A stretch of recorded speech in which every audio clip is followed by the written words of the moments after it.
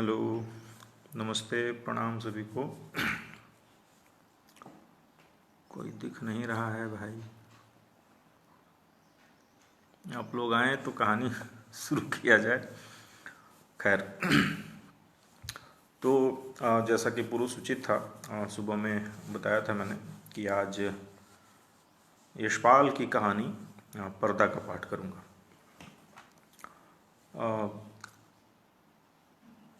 हिंदी साहित्य का जो प्रोग्रेसिव मूवमेंट शुरू होता है 1936 से 1936 के बाद, उस दौर के महत्वपूर्ण कथाकारों में से एक हैं यशपाल। चंद्रशेखर आज़ाद और भगत सिंह की जो सोशलिस्ट पार्टी थी उसके भी ये मेंबर रहे, क्रांतिकारी रहे। बाद में मार्क्सवाद की तरफ इनका झुकाव हुआ और पार्टी कामरेड, दादा कामरेड जैसे उपन्यास इन्होंने लिखे। और सबसे जो प्रसिद्धि मिली यशपाल को, वो इनके उपन्यास जो भारत विभाजन पर आधारित था, झूठा सच पर मिली। और इसके अलावा इनके उपन्यासों में देखें तो दिव्या है, जो एक काल्पनिक ऐतिहासिक उपन्यास है, और अमिता है, जो सम्राट अशोक के कलिंग विजय पर आधारित उपन्यास है। और महत्वपूर्ण रूप से कहानीकार और उपन्यासकार दोनों के रूप में चर्चित रहे हैं यशपाल। तो आज की जो कहानी है वो है पर्दा। पर्दा कहानी की बात करें तो यह कहानी जो है, ये ऐसे लोगों के बारे में बात करती है, ऐसे लोगों के बारे में बताती है। हमारे यहाँ एक भोजपुरी में कहावत कही गई है कि रस्सी जल गई पर ऐंठन नहीं गई। ऐसी वाली स्थिति है कि हम समय के साथ हमारी स्थिति जो है वो बदल रही है, बदलती जाती है, लेकिन हम अपने अमीरी का चोला जो है वो नहीं छोड़ना चाहते हैं। और उस दिखावे के चक्कर में धीरे धीरे हमारी स्थिति जो है कैसे निम्न से निम्नतर हो जाती है, बद से बदतर हो जाती है। लेकिन उसके बावजूद हम अपनी उसी नफासत में हम रहना चाहते हैं। हम एक्सेप्ट ही नहीं करते हैं, हम उम्मीद ही ये नहीं करते हैं कि स्थितियां बदल रही हैं। और ऐसा ही ये इस कहानी के जो पात्र हैं, चौधरी पीर बख्श, उनके साथ ये होता है। दूसरी बात करें तो ऐसे ही एक कहानी का सोर्स मिलता है थोड़ा सा। आचार्य शिवपूजन सहाय की एक कहानी है, कहानी का प्लॉट। उस कहानी में भी कोमोबेश ये चौधरी पीर बख्श और मुंशी जी जो हैं, उस कहानी के पात्र कहानी के प्लॉट के उसी में है। तो आचार्य शिवपूजन सहाय की उसी कहानी से कि दो पंक्तियां जो हैं, मैं उल्लेख उन पंक्तियों का करना चाहता हूं कि किस्मत की फटी चादर का कोई रफूगर नहीं होता, और दूसरा यह कि अमीरी के कब्र पर पनपी हुई गरीबी बड़ी जहरीली होती है। तो इन दो स्टेटमेंट्स को देखा जाए तो पर्दा कहानी पर ये सटीक बैठती है। पर्दा कहानी पर कि किस्मत की फटी चादर का कोई रफूगर नहीं होता, और दूसरा कि अमीरी के कब्र पर पनपी गरीबी बड़ी जहरीली होती है। तो इन्हीं बात के साथ आइए आज की कहानी पाठ करते हैं और सुनिए। आप सब अच्छे से सुन रहे हैं, और आपके कमेंट्स जो आते हैं, आपके लाइक जो आते हैं, वो बताते हैं कि आप सब सुन रहे हैं बहुत अच्छे से। मुझे भी अच्छा लगता है, अच्छा लग रहा है, उत्साहित हो रहा हूँ, और एक नई कहानी आपको कहने का, सुनाने को प्रेरित हो रहा हूँ। तो आइए सुनते हैं यशपाल की कहानी पर्दा। तो शुरू करते हैं। चौधरी पीर बख्श के दादा चुंगी के महकमे में दरोगा थे। आमदनी अच्छी थी। घर एक छोटा पर पक्का मकान भी उन्होंने बनवा लिया। लड़कों को पूरी तालीम दी। दोनों लड़के एंट्रेंस पार कर रेलवे में और डाकखाने में बाबू हो गए। चौधरी साहब की जिंदगी में लड़कों के ब्याह और बाल बच्चे भी हुए, लेकिन ओहदे में खास तरक्की न हुई। वहीं 30 और 40 रुपए माहवार का दर्जा। अपने जमाने की याद कर चौधरी साहब कहते, वो भी क्या वक्त था। लोग मिडिल पास कर डिप्टी कलेक्टर करते थे, और आजकल की तालीम है कि एंट्रेंस तक अंग्रेजी पढ़कर लड़के 30-40 से आगे नहीं बढ़ पाते। बेटों को ऊंचे ओहदे पर देखने का अरमान लिए ही उन्होंने आंखें मूंद ली। इंशाअल्लाह चौधरी साहब के कुनबे में बरकत हुई। चौधरी फजल कुर्बान रेलवे में काम करते थे। अल्लाह ने उन्हें 4 बेटे और 3 बेटियां दी। चौधरी इलाही बख्श डाकखाने में थे, उन्हें भी अल्लाह ने 4 बेटे और 2 लड़कियां बख्शी। चौधरी खानदान अपने मकान को हवेली पुकारता था। नाम बड़ा देने पर जगह तंग ही रही। दरोगा साहब के ज़माने में जनाना भीतर था और बाहर बैठक में वो मोढ़े पर बैठ नैचा गुड़गुड़ाया करते। जगह की तंगी की वजह से उनके बाद बैठक भी जनाने में शामिल हो गई और घर की ड्योढ़ी पर पर्दा लटक गया। बैठक न रहने पर भी घर की इज्जत का ख्याल था, इसलिए पर्दा बोरी की टाट का नहीं, बढ़िया किस्म का रहता। जाहिर है दोनों भाइयों के बाल बच्चे एक ही मकान में रहने पर भी भीतर सब अलग अलग था। ड्योढ़ी का पर्दा कौन लाए, इस समस्या का हल इस तरह हुआ कि दरोगा साहब के जमाने की पलंग की रंगीन दरियां एक के बाद एक ड्योढ़ी में लटकाई जाने लगी। तीसरी पीढ़ी के ब्याह शादी होने लगे। आखिर चौधरी खानदान की औलाद को हवेली छोड़कर दूसरे जगह तलाशनी पड़ी। चौधरी इलाही बख्श के बड़े साहबजादे एंट्रेंस पास कर डाकखाने में 20 रुपए की कलरकी पा गए। दूसरे साहबजादे मिडिल पास कर अस्पताल में कंपाउंडर बन गए। ज्यों ज्यों जमाना गुजरता जाता, तालीम और नौकरी दोनों मुश्किल होती जाती। तीसरे बेटे होनहार थे, उन्होंने वजीफा पाया, जैसे तैसे मिडिल कर स्कूल में मुदर्रिस हो देहात चले गए। चौथे लड़के पीर बख्श प्राइमरी से आगे न बढ़ सके। आजकल की तालीम माँ बाप पर खर्च के बोझ के सिवा और है क्या। स्कूल की फीस हर महीने और किताबों, कापियों और नक्शों के लिए रुपए ही रुपए। चौधरी पीर बख्श का भी ब्याह हो गया। मौला के करम से बीवी की गोद भी जल्दी ही भरी। पीर बख्श ने रोजगार के तौर पर खानदान की इज्जत के ख्याल से एक तेल की मिल में मुंशीगिरी कर ली। तालीम ज़्यादा नहीं तो क्या, सफ़ेदपोश खानदान की इज्जत का पास तो था। दूसरी ओर दस्तकारी उनके करने की चीज़ें न थी। चौकी पर बैठते कलम दवात का काम था। 12 रुपया महीना अधिक नहीं होता। चौधरी पीर बख्श को मकान सितवा की कच्ची बस्ती में लेना पड़ा। मकान का किराया 2 रुपया था। आसपास की गरीब और कमीने लोगों की बस्ती थी। कच्ची गली के बीचों बीच गली के मुहाने पर लगे कमेटी के नल से टपकते पानी की काली धार बहती रहती, जिसके किनारे घास उगाई थी। नाली पर मच्छरों और मक्खियों के बादल उमड़ते रहते। सामने रमजानी धोबी की भट्टी थी, जिसमें से धुआं और सज्जी मिले कपड़े उबलते कपड़ों की गंध उड़ती रहती। दाईं ओर बीकानेरी मोचियों के घर थे, बाईं ओर वर्कशॉप में काम करने वाले कुली रहते। इस सारी बस्ती में चौधरी पीर बख्श ही पढ़े लिखे सफ़ेद पोश थे।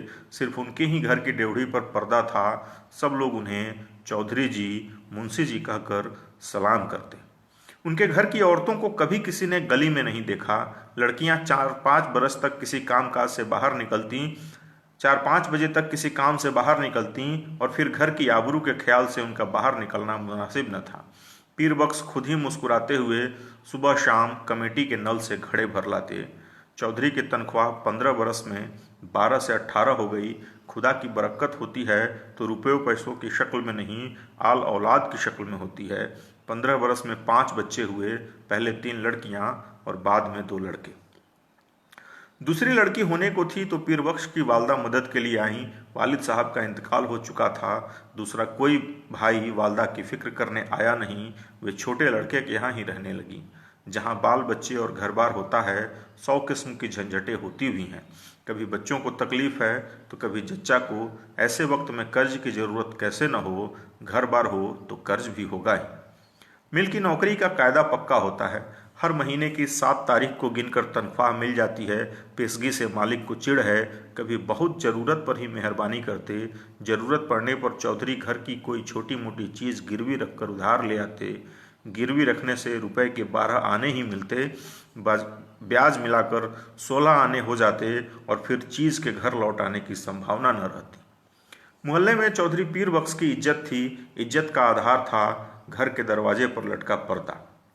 भीतर जो हो, पर्दा सलामत रहता।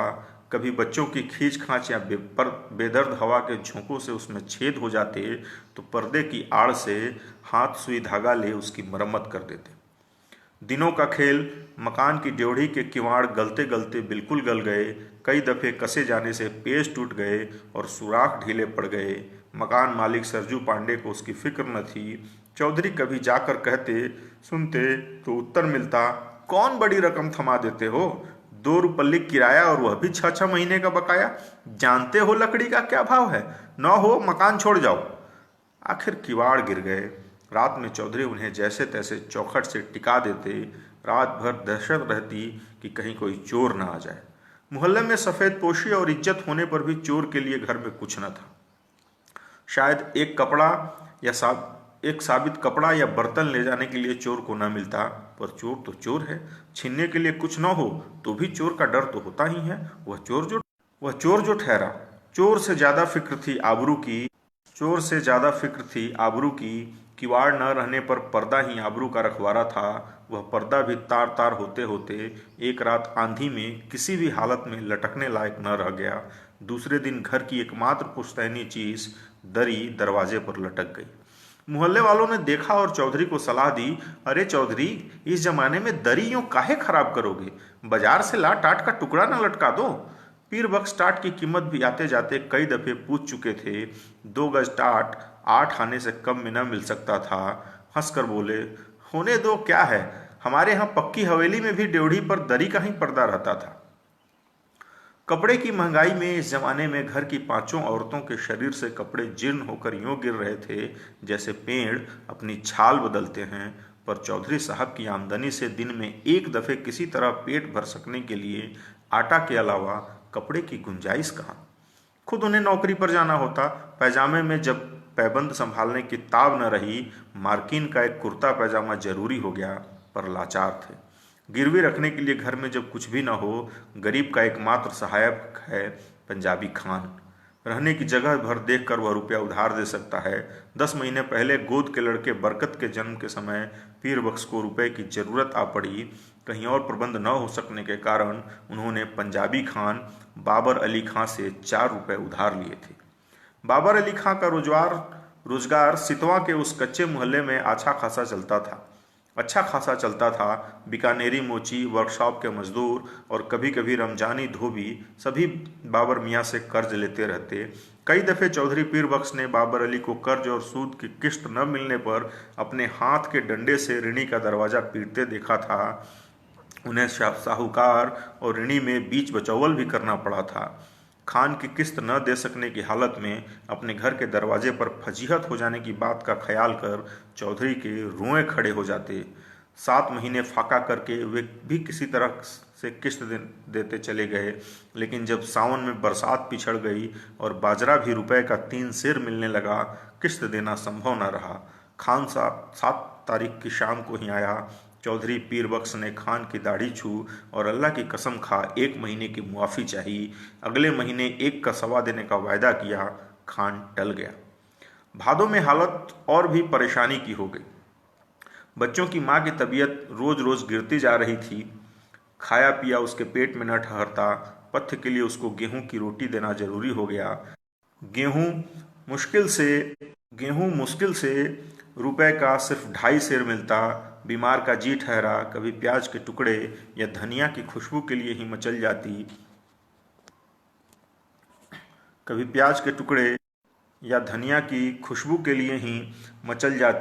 कभी पैसे की कमी, अजवाइन काले नमक की ही जरूरत हो तो पैसे की कोई चीज़ मिलती ही नहीं। बाजार में तांबे का नाम ही नहीं रह गया। नाहक की कन्नी निकल जाती है। चौधरी को 2 रुपए महंगाई भत्ते के लिए मिले, पर पेशगी लेते लेते तनख्वाह के दिन केवल 4 ही रुपए हिसाब में निकले। बच्चे पिछले हफ्ते लगभग फाके से थे। चौधरी कभी गली से 2 पैसे की चौराई खरीद लाते, कभी बाजरा उबाल कर लोग कटोरा कटोरा भर पी लेते। बड़ी कठिनता से मिले 4 रुपए में से 1.25 रुपया खान के हाथ में धर देने की हिम्मत चौधरी को न हुई। मिल से घर लौटते समय वे मंडी की ओर टहल गए। 2 घंटे बाद जब समझा खान टल गया होगा, अनाज की गठरी ले वे घर पहुंचे। खान के भय से दिल डूब रहा था, लेकिन दूसरी ओर 4 भूखे बच्चों, उनकी माँ, दूध न उतर सकने के कारण सूख कर कांटा हो रहे गोद के बच्चे और चलने फिरने से लाचार अपनी जईफ माँ की भूख से बिलबिलाती सूरतें आंखों के सामने नाच जाती। धड़कते हुए हृदय से वे कहते, मौला सब देखता है, खैर करेगा। 7 तारीख की शाम को असफल हो खान 8 की सुबह तड़के चौधरी के मिल जाने से पहले ही अपना डंडा हाथ में लिए दरवाजे पर मौजूद हुआ। रात भर सोच सोचकर चौधरी ने खान के लिए बयान तैयार किया। मिल के मालिक लाला जी 4 रोज के लिए बाहर गए हैं। उनके दस्तखत के बिना किसी को भी तनख्वाह नहीं मिल सकी। तनख्वाह मिलते ही वह 1.25 रुपया हाजिर करेगा। माकूल वजह बताने पर भी खान बहुत देर तक गुर्राता रहा। हम वतन छोड़ के परदेश में पड़ा है, ऐसे रुपया छोड़ के देने के वास्ते हम यहाँ नहीं आया। हमारा भी बाल बच्चा है, 4 रोज में रुपया नहीं देगा तो हम तुम्हारा। 5वें दिन रुपया कहाँ से आ जाता? तनख्वाह मिले अभी हफ्ता भी नहीं हुआ। मालिक ने पेशगी देने से साफ इनकार कर दिया। 6ठे दिन किस्मत से इतवार था। मिल में छुट्टी रहने पर भी चौधरी खान के डर से सुबह ही सुबह बाहर निकल गए। जान पहचान के कई आदमियों से के यहाँ गए। इधर उधर की बातचीत में वो कहते, अरे भाई हो तो 20 आने पैसे दो तो 2-1 रोज के लिए देना, ऐसे ही जरूरत आन पड़ी। उत्तर मिला, मियाँ कहाँ इस जमाने में पैसे का मूल कौड़ी नहीं रह गया, हाथ में आने से पहले ही उधार में उठ गया तमाम। दोपहर हो गई, खान आया भी होगा तो इस वक्त तक बैठा नहीं रहेगा। चौधरी ने सोचा और घर की तरफ चल दिए। घर पहुंचने पर सुना खान आया था और घंटे भर तक घर पर लटके दरी के पर्दे को डंडे से ठेल ठेल कर गाली देता रहा। पर्दे की आड़ से बीवी से बार बार खुदा की कसम की यकीन दिलाने पर कि चौधरी बाहर गए हैं, रुपया लेने गए हैं, खान गाली देकर कहता, नहीं बज्जात चोर भीतर छिपा है, हम 4 घंटे में फिर आता है, रुपया लेकर जाएगा, रुपया नहीं देगा तो उसका खाल उतार कर बाजार में बेच देगा, हमारा रुपया क्या आराम का है? 4 घंटे से पहले ही खान की पुकार सुनाई दी, चौधरी! पीर बख्श के शरीर में बिजली सी दौड़ गई और वे बिल्कुल निस्सत्व हो गए, हाथ पैर सुन्न और गला खुश्क। गाली दे पर्दे को ठेलकर खान के दोबारा पुकारने पर चौधरी का शरीर निर्जीव प्राय होने पर भी निश्चेष्ट न रह सका। वे उठकर बाहर आ गए। खान आग बबूला हो रहा था। पैसा नहीं देने का वास्ते चिपता है। एक से एक बढ़ती हुई 3 गालियां एक साथ खान के मुंह से पीर बख्श के पुरखों पीरों के नाम निकल गई। इस भयंकर आघात से पीर बख्श का खानदानी रक्त भड़क उठने के बजाय और भी निर्जीव हो गया।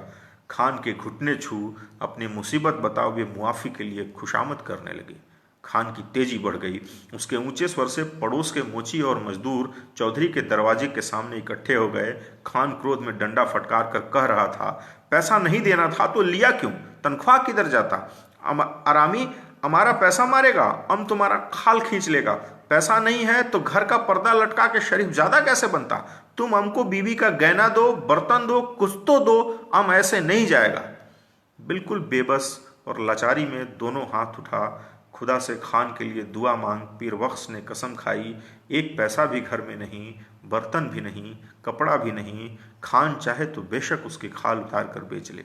खान और आग हो गया, हम तुम्हारा दुआ क्या करेगा, तुम्हारा खाल क्या करेगा, उसका तो जूता भी नहीं बनेगा, तुम्हारा खाल से तो है टाट अच्छा। खान ने ड्योढ़ी पर लटका दरी का पर्दा झटक लिया। ड्योढ़ी से पर्दा हटने के साथ ही चौधरी के जीवन की डोर टूट गई। वह डगमगा कर जमीन पर गिर पड़े। इस दृश्य को देख सकने की ताब चौधरी में न थी, परंतु द्वार पर खड़ी भीड़ ने देखा। घर की लड़कियां और औरतें पर्दे के दूसरी ओर घटती घटना के आतंक से आंगन के बीचों बीच इकट्ठी हो खड़ी कांप रही थीं। सहसा पर्दा हट जाने से औरतें ऐसे सिकुड़ गईं जैसे उनके शरीर का वस्त्र खींच लिया गया हो।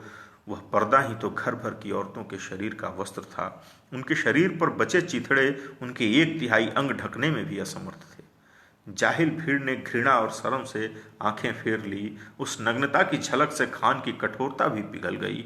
ग्लानि से थूक पर्दे को आंगन में वापस फेंक क्रुद्ध निराशा में उसने लाहौल बिला कुव्वत कहा और असफल लौट गया।